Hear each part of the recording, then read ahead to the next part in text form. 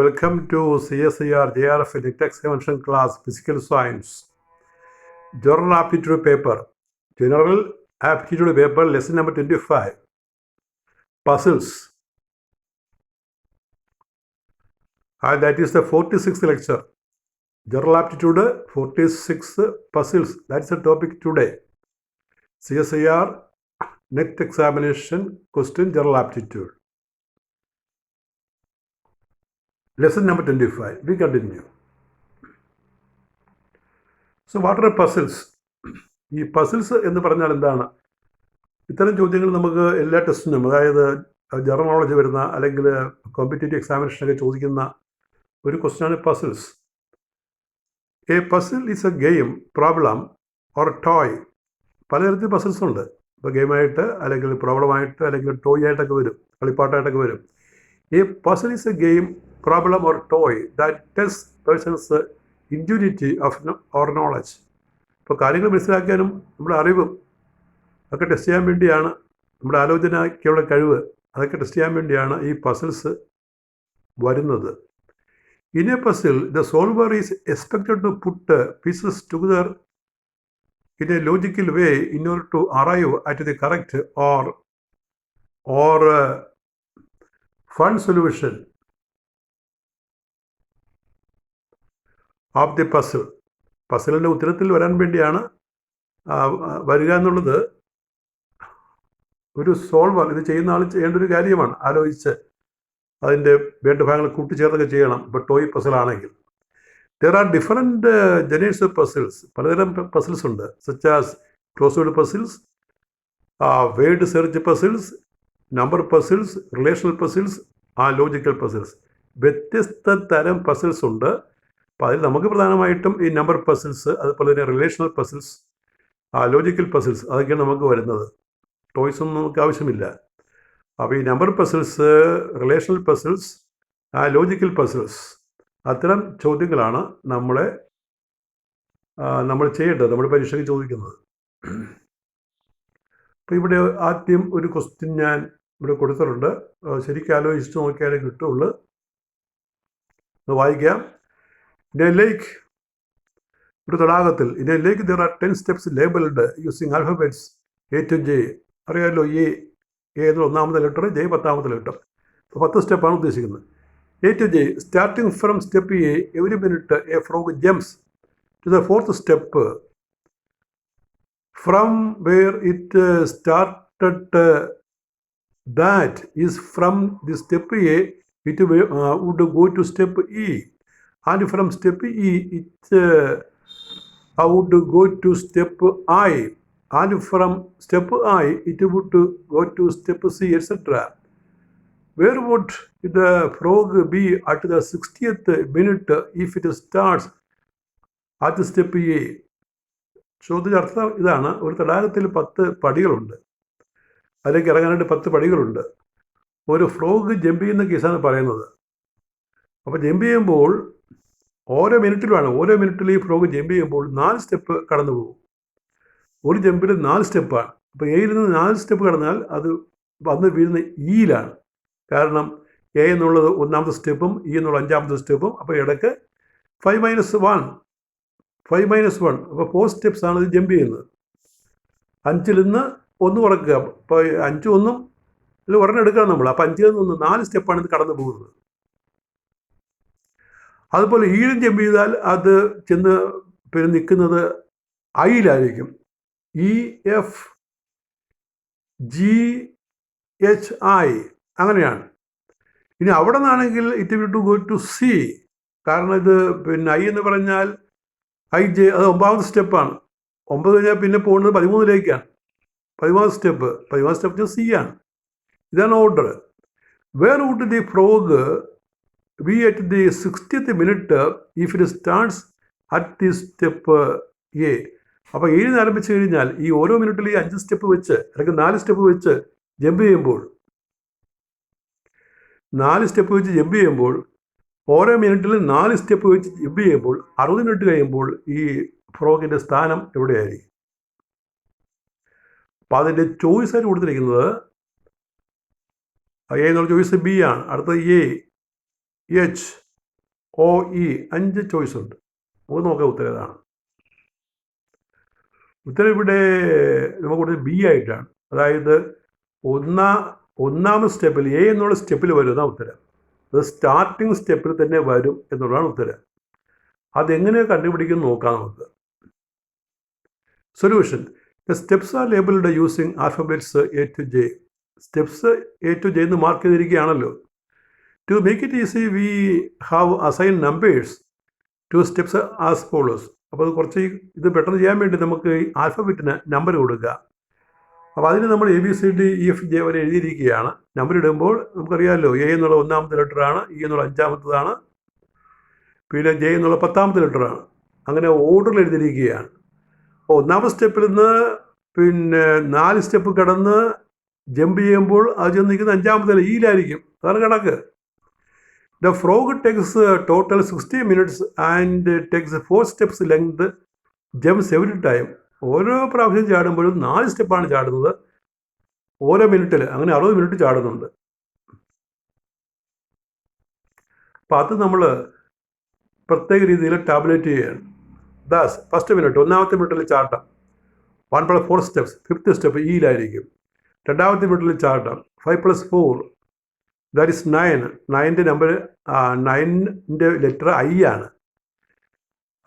3rd minute 9+4. 9+4 എന്ന് വെച്ചാൽ 13 ആണ്. 10 സ്റ്റെപ്പല്ലേ ഉള്ളത്. അപ്പോൾ ബാക്കി 3 വരും. ഇപ്പോൾ 3rd സ്റ്റെപ്പിൽ വരും സി. കാരണം ഈ 10 കൊണ്ട് തീരും, ജെ കൊണ്ട് തീരും. അപ്പോൾ ഇവിടെ 9, 4, 13 ആണ്. 13 ഒരു സ്റ്റെപ്പില്ല. 10 കഴിഞ്ഞ പിന്നെ 3ാം സ്റ്റെപ്പ്, അത് ABC ആണ്. 4th മിനിറ്റിൽ 3+4 7th സ്റ്റെപ്പ്, അത് ജി ആയിട്ട് വരും, 7ാമത്തെ step. 5th step 7+4 11, that is equal to 11 എന്ന് പറയുന്നത് 10+1 ഫസ്റ്റ് സ്റ്റെപ്പ്. അപ്പോൾ 5ാമത്തെ മിനിറ്റിൽ ഫസ്റ്റ് സ്റ്റെപ്പ് തന്നെ വരും. 5ാമത്തെ സ്റ്റെപ്പിൽ 1ാമത്തെ സ്റ്റെപ്പ് 5ാമത്തെ ചാട്ടത്തിൽ 5ാമത്തെ മിനിറ്റിൽ ഏതോ സ്റ്റെപ്പിൽ തന്നെ വരും. The same process repeated 12 into 5 times. കാരണം 60 മിനിറ്റ് ആണല്ലോ. അപ്പോൾ ഓരോ മിനിറ്റിൽ 5 സ്റ്റെപ്പാണ് ചാടുന്നത്. ഓരോ സ്റ്റെപ്പിലും ഓരോ സ്റ്റെപ്പിലും ഈ എയിൽ നിന്ന് ഇയിലേക്ക് അങ്ങനെ 4 ഗ്യാപ്പിൽ വരും. ഇവിടെ 5th മിനിറ്റ് ആകുമ്പോൾ 7 തന്നെ വരുമല്ലോ. അപ്പോൾ 1ാമത്തെ ജമ്പ് ചെയ്ത് 5 മിനിറ്റ് കഴിയുമ്പോൾ 7 തന്നെ വരും. അപ്പോൾ ഓരോ 5 മിനിറ്റ് കഴിയുമ്പോൾ 7 തന്നെ വരും. അപ്പോൾ 5 മിനിറ്റിന് കണക്ക് കൂട്ടി കഴിഞ്ഞാൽ ഈ 60 മിനിറ്റാണ് മൊത്തം ഉള്ളത്. 60 12 into 5 ആണ്. 12 ഇത്തരം ചാട്ടങ്ങളാണ് ചാടുന്നത് ഈ സൈക്കിളായിട്ട്. 1 മുതൽ 5 വരെയുള്ള ചാട്ടം നമ്മൾ 5 മിനിറ്റിൽ ചാട്ടം ഒരു സൈക്കിളായിട്ട് വിചാരിച്ചാൽ അങ്ങനെ 12 സൈക്കിൾ കൊണ്ട് ഈ 60 മിനിറ്റ് കംപ്ലീറ്റ് ആകും. അപ്പോൾ 12 ചാട്ടമാണ് അത് ചാടുന്നത്. അപ്പോൾ അത് ഒന്ന് നമ്മൾ എക്സ്പ്ലെയിൻ ചെയ്യണം, ഈ 12 ചാട്ടത്തിൻ്റെ കേസ്. അപ്പോൾ അത് ജമ്പ് ചെയ്യുന്ന ആ സ്റ്റെപ്പിൻ്റെ കേസ് ഇതാണ്. ദ ജമ്പിങ് പൊസിഷൻസ് ആർ: ആദ്യത്തെ 5 മിനിറ്റിൽ 1, 5, 9, 3, 7. അടുത്ത 5 മിനിറ്റിൽ 1, 5, 9, 3, 7. അത്രയും സ്റ്റെപ്പുകൾ എണ്ണാം. അടുത്ത 15ാമത്തെ മിനിറ്റ് ആകുമ്പോൾ 1, 5, 9, 3, 7. ഇങ്ങനെയാണ് സ്റ്റെപ്പിൻ്റെ സ്ഥാനം. After 15 cycles the frog will be in the first position.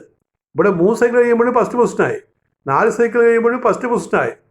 അങ്ങനെ 15 സൈക്കിൾ വേണ്ട, 12 സൈക്കിൾ മതി. 12 സൈക്കിൾ 5 12 സൈക്കിൾ. ആ 15 മാറ്റി 5 ആക്കുക. 15 into 5 ആണ്, 12 into 5 ആണല്ലോ 60. After 12 cycles the frog will be in the first position, that is at 5th minute, 10th minute, 15th minute, 60th minute. 15th minute, 20th minute, etcetera 60th minute. The frog will be in the first position. That is at 60th minute. It is in the first position. എയിൽ തന്നെ ആയിരിക്കും. അതാണ് നമ്മൾ ഉത്തരം പറഞ്ഞത്. അടുത്ത ചോദ്യം. In a family there are several brothers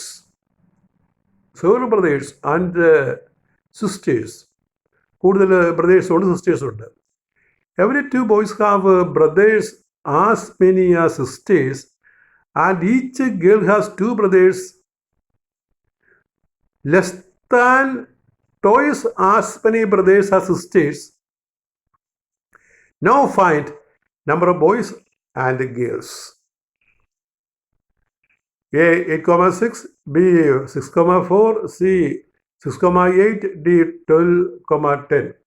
You read and understand. In a family, there are several brothers and sisters. Every boy have brothers as many as sisters. Every 2 boys. ഓരോ 2 ആൺകുട്ടികൾ എടുത്തു കഴിഞ്ഞാൽ അവർക്ക് എത്ര ബ്രദേഴ്സ് ഉണ്ട് അത്രയും തന്നെ sisters ഉണ്ട്. And each girl has 2 brothers less than twice as many brothers. അതായത് ആ ഓരോ പെൺകുട്ടിക്കും ബ്രദേഴ്സ് ഇരട്ടിയുടെ 2 കുറവ്. Each girl has 2 brothers less than twice as many brothers.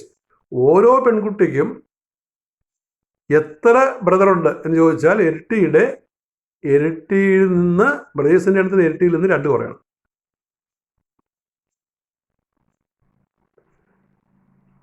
And as sisters. Now find the number of boys and girls. 8,6, 6,4, 6,8, 12,10. So we can read and write in the form of equations. Let B be the number of brothers. Brothers is B. And A sisters. Sisters is yes. Consider any 2 brothers. ഏതെങ്കിലും 2 brothers വിചാരിക്കാം. They would be having B minus 2 brothers. ഇപ്പോൾ B brothers ഉണ്ടെങ്കിൽ അവർക്കുള്ള മറ്റ് brothers അവർ ഇടത്തേക്കാൾ 2 കുറവാണെന്നാണ് പറയുന്നത്. They would have B minus 2 brothers. Excluding the 2. ഇവർ 2 പേര് ഒഴിവാക്കി കഴിഞ്ഞാൽ അവർക്ക് B minus 2 brothers ഉണ്ട്. കാരണം ആകെ B brothers 2 കുറവാണെന്നാണ് പറയുന്നത് ഉള്ള ബ്രദേഴ്സിൻ്റെ എണ്ണം. ഇവർ 2 പേരും ഒഴിവാക്കി കഴിഞ്ഞാൽ B minus 2 brothers. But this number is equal to the number of sisters they have. അപ്പോൾ ഈ നമ്പർ സിസ്റ്റേഴ്സിൻ്റെ എണ്ണം തുല്യമാണ്. Therefore sisters. Therefore sisters is equal to B minus 2. S is equal to B minus 2. S is B minus 2. ആ S left കൊണ്ടുവരുമ്പോൾ B minus S is 2. അത് equation number 1 ആയിട്ട് കൊടുക്കുക. Each girl will have S minus 1 sisters. ഓരോ പെൺകുട്ടിക്ക് S minus 1 sisters കാണും. S minus 1 sisters twice the number of sisters. അപ്പോൾ അതുകൊണ്ട് S minus sisters കാണും ഓരോ പെൺകുട്ടിക്കും. ഇതിൻ്റെ ഇരട്ടി എടുക്കാം നമുക്ക്. അതാ ബോയ്സോട്ട് കമ്പയർ ചെയ്യാൻ വേണ്ടി 2 into S minus 1. Twice the number of sisters is 2 into S minus 1. Since each girl has twice as many brothers as sisters, we have. അപ്പോൾ ഈ ഇരട്ടി സിസ്റ്റേഴ്സും എടുത്തു. അത് ബ്രദേഴ്സിൻ്റെ ആകെ ബ്രദേഴ്സിൻ്റെ എണ്ണത്തിൽ തുല്യമാണ്. 2 കുറവുണ്ട്. 2 കുറവ് വരണം. 2 കുറവ്. അപ്പോൾ നമ്മൾ ഇരട്ടി എടുക്കുന്നത് ആദ്യം ഒരു സിസ്റ്ററിൻ്റെ കാര്യം പോയി 2 സിസ്റ്റർ എടുത്തു. അപ്പോൾ അവരുടെ എണ്ണം കുറക്കണം. അപ്പോൾ ആകെ ഉള്ളതിൽ 2 കുറക്കണം. 2 into S minus 1 is equal to B. അപ്പം അതിൽ നിന്ന് നമ്മൾ കാണുമ്പോൾ ബ്രാക്കറ്റ് മാറ്റുമ്പോൾ 2S minus 4 is equal to B എന്ന് കിട്ടും. അപ്പോൾ 2 ഇക്വേഷനുകൾ പ്രധാനമായിട്ട് കിട്ടുന്നത് ആ B minus S is 2S minus 4 is equal to B. ആ ബിയുടെ വാല്യൂ സബ്സ്റ്റിറ്റ്യൂട്ട് ചെയ്യുക. ബിയുടെ വാല്യൂ സബ്സ്റ്റിറ്റ്യൂട്ട് ചെയ്യുക. അപ്പോൾ substituting we get 2S minus 4 minus S is 2. S is 6. Or subtracting S6 in equation 1, B get B minus 6 is 2. Or substituting B minus 6 is 2, B is 8. അപ്പോൾ 8 brothers 6 sisters. അതാണ് calculation. അപ്പോൾ ഈ calculation ശരിയാണെന്ന് അറിയാനായിട്ട് നമുക്ക് ക്വസ്റ്റിലേക്ക് ഒന്നുകൂടി പോവാം. അപ്പോൾ ഓർക്കണം 8 ബ്രദേഴ്സും 6 സിസ്റ്റേഴ്സുമാണ് ഉള്ളത്. എ എന്നുള്ള ചോയ്സാണ് ശരി. ആ എ എങ്ങനെ വരുമെന്ന് ഒന്ന് നോക്കിയേ. നമുക്ക് ഉത്തരം വെച്ച് ഈ പറയുന്ന കാര്യം ശരിയാണെന്ന് നോക്കാം. അപ്പോൾ 8ഉം 6ഉം നമ്മളൊരു പ്രത്യേക കാൽക്കുലേഷൻ കണ്ടുപിടിച്ചല്ലോ. ബോയ്സിൻ്റെ എണ്ണം 8, ഗേൾസിൻ്റെ എണ്ണം 6 എന്ന് കണ്ടുപിടിച്ച് സ്ഥിതിക്ക് ആ കാൽക്കുലേഷൻ ശരിയാണോ എന്ന് അറിയാനായിട്ട് ഇവിടെ ചെക്ക് ചെയ്ത് നോക്കാം. In A family there are 7 brothers, 8 brothers. Sisters, 6 sisters. 8 brothers, 6 sisters. Every 2 boys. അപ്പോൾ 8 ബ്രദേഴ്സ് 2 കുറച്ച് 6.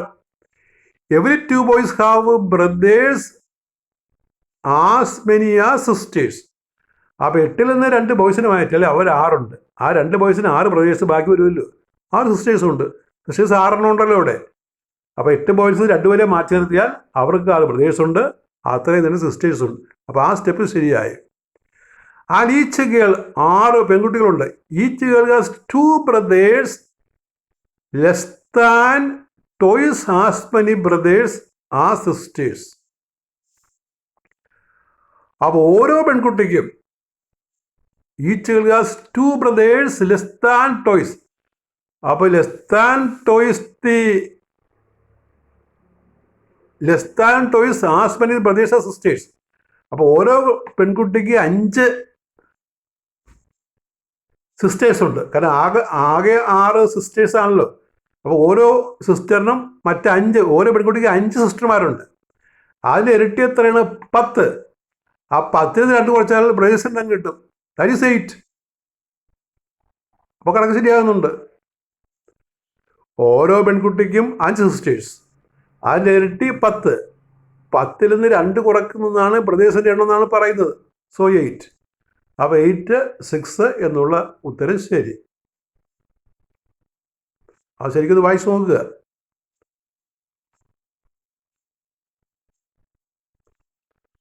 അടുത്ത ക്വസ്റ്റ്യൻ.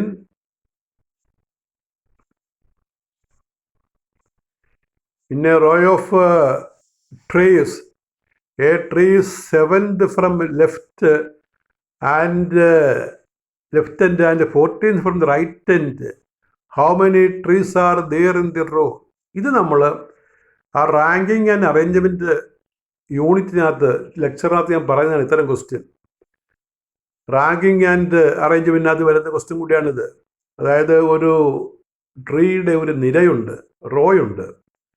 7ാമത്തെ ട്രീ ലെഫ്റ്റിൽ നിന്ന് എടുക്കണം, 14ാമത്തെ ട്രീ റൈറ്റിൽ നിന്ന് എടുക്കണം. അങ്ങനെയാണെങ്കിൽ ടോട്ടൽ ട്രീ എത്രയാണ്? അപ്പോൾ ഈ 7 എന്നുള്ള എക്സ് ആയിട്ടും ഈ അവസാനത്തു നിന്നുള്ള നമ്പർ നമ്മൾ വൈ ആയിട്ട് എടുത്താൽ ആകെ 7 നമ്മൾ പഠിച്ചതാണ്. x + y - 1 അങ്ങനെ നമ്മൾ പറഞ്ഞതാണ്. ആ ഇക്വേഷൻ ഇവിടെ 18, 19, 20, 21. അപ്പോൾ ഉത്തരം കൊടുത്തിരിക്കുന്നത് സി ആണ്. സി എന്ന് പറഞ്ഞാൽ 20 ആണ്. അപ്പോൾ ഉത്തരം എങ്ങനെയാണ്? Solution: total number of trees is 7 + 14 - 1, that is 20. Or it is written here x + y - 1, 20. x എന്നുള്ളത് 7, y എന്നുള്ള 14 - 1. അതായത് ടോപ്പിൽ നിന്ന് അല്ലെങ്കിൽ ഒരറ്റത്തുനിന്ന് നമ്മൾ ആ നമ്പർ എക്സ് ആണെങ്കിൽ മറ്റേരുന്ന് ഇങ്ങോട്ടുള്ള പൊസിഷൻ വൈ ആണെങ്കിൽ രണ്ടും കൂട്ടിയിട്ട് 1 കുറച്ചാൽ ആകെയുള്ള എണ്ണം കിട്ടും, ടോട്ടൽ കിട്ടും. Total x + y - 1, 20. ക്ലാസ് റാങ്കിങ്ങിൽ നമ്മൾ പറഞ്ഞിട്ടുള്ള ഒരു കാര്യമാണത്.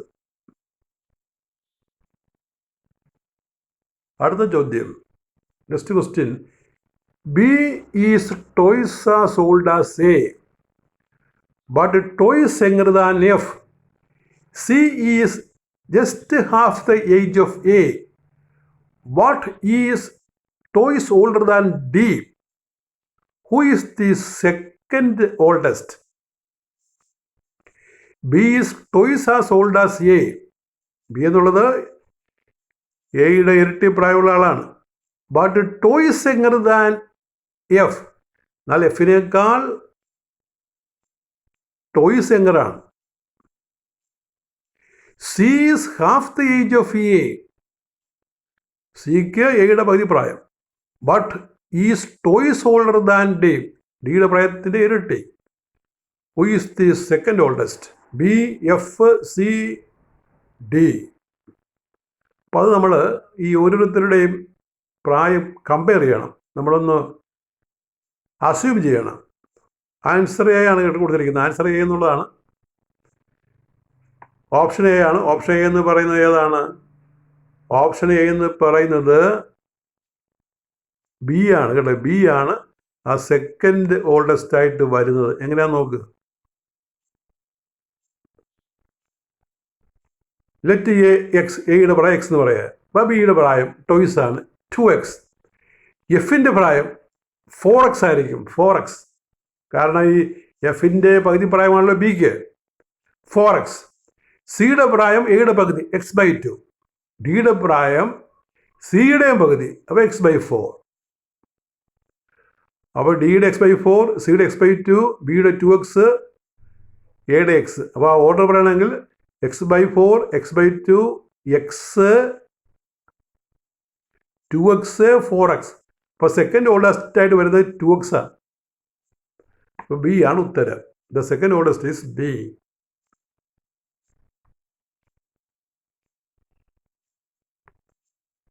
Next question. Ramesh ranks 30th. ഇത് റാങ്കിങ്ങിൻ്റെ ക്വസ്റ്റ്യൻ തന്നെയാണ്. 30th in the class of 33 students. There are 5 students below Suresh rank wise. How many students are there between Ramesh and Suresh? Ramesh ranks 30th in the class of 33 students. There are 5 students below Suresh rank wise. How many students are there between Ramesh and Suresh? 12, 14, 15, 16. 13 എഴുതി നോക്കാം. Option B ആണ്. Solution. Rank നമ്മൾ mark ചെയ്തിരിക്കുകയാണ്. 1, 2, 3, 4, 5, 6, 7, 8, 9, 10, 11, 12, 13. രമേഷിൻ്റെ rank 13 എഴുതി. പിന്നെ 14 കഴിഞ്ഞിട്ട് ഇവിടെ വരുമ്പോൾ 14 അങ്ങനെ എക്സെട്ര വരും, എക്സെട്ര. പിന്നെ നമ്മൾ ബോട്ടം റാങ്ക് മാറുമ്പോൾ 1, 2, 3, 4, 5. സുരേഷ് ഈ 6th റാങ്ക്. 5 സ്റ്റുഡൻസ് ആണ് താഴെ ഉള്ളതെന്നാണ്. താഴെ സുരേഷിന് താഴെ എത്ര പേരുണ്ടെന്നാണ് പറയുന്നത്? there are 5 students. 5 സ്റ്റുഡൻ്റ് ആണ് ഈ സുരേഷിൻ്റെ താഴെ ഉള്ളത്, ഇത് കാണുന്ന പോലെ. അപ്പോൾ ഇൻ ബിറ്റ്വീൻ കണ്ടുപിടിക്കുക. ഇൻ ബിറ്റ്വീൻ കണ്ടുപിടിക്കുക നമ്മൾ. ആകെ 33 ആണല്ലോ. ഇപ്പം ഇവര് 2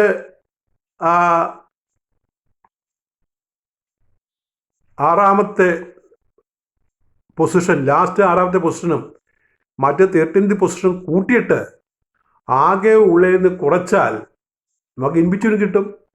33 minus 13 plus 6. 13 plus 6 is 19. 33 minus 19, 14. That is the answer.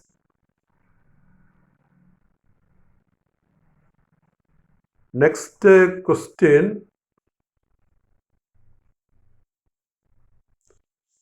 Shan is 55 years old. Stian is 5 years junior to Shan and 6 years senior to Balan. The youngest brother of Balan is Devan and he is 7 years junior to him. So what is the age difference between Devan and Shan? Shan is 35 years old. Stian is 5 years junior to Shan and 6 years senior to Balan. The youngest brother of Balan is Devan and he is 7 years junior to him.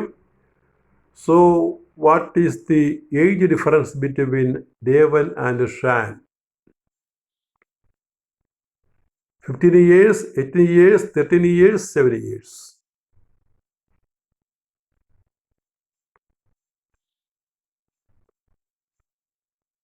അപ്പോൾ നമ്മളിവിടെ suppose ചെയ്യേണ്ടത് അതിരിക്കുന്ന value rewrite ചെയ്യുകയാണ്. Age of Shan 55 years. Age of Balan 5 years കുറവാണ്. 55 minus 5, 50 years. Age of Balan വീണ്ടും 6 കുറയും. 50 minus 6, 44 years. Age of Devan 44 7 കുറയും 37 years. That's the difference between Devan and Shan. ദേവൻ അത് 57 ആണ്, ഷാനിൻ്റെത് 55 ആണ്. 55 minus 37 equal to 18. That is the answer. And that is all with our 46th lecture on general aptitude. Thank you very much.